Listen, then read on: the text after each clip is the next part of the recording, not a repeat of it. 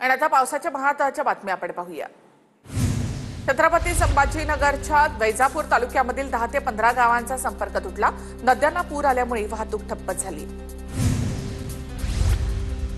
सोलापुरातील सीना नदीमध्ये 2 लाख क्युसेक्स वेगाने विसर्ग सुरू। माढा, मोहोळ आणि दक्षिण सोलापूर तालुक्यामधील अनेक गावं पाण्याखाली।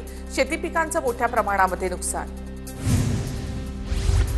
जालन्याच्या बदनापूर आणि अंबड तालुक्यामध्ये मुसळधार पावसामुळे जालना जिल्ह्यातील सुखना नदी दुथडी भरून वाहू लागल्यामुळे नदीकाठच्या नागरिकांना सतर्कतेचा इशारा। अहिल्यानगरच्या शेवगावमधील वरूर गावाला पुराचा वेढा। अतिवृष्टीमुळे गावाला पुराच्या पाण्याचा मोठा फटका। शेवगावपासून अहिल्यानगरकडे जाणारा महामार्ग बंद।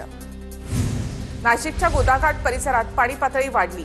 दुतोंड्या मारुतीच्या कमरेपर्यंत पाणी। गंगापूर धरणातून पाण्याचा विसर्ग वाढवला। गोदाघाट परिसरातील नागरिकांना सतर्कतेचा इशारा। भीमा खोऱ्यामधील मुसळधार पावसामुळे चंद्रभागा नदीला महापूर। नदीपात्रातील पुंडलिक मंदिरासह इतर छोट्या मंदिरांना सुद्धा पाण्याचा वेढा। नदीवर असलेला ब्रिटिशकालीन दगडी पूल सुद्धा पाण्याखाली। नदीकाठच्या नागरिकांना सतर्कतेचा इशारा।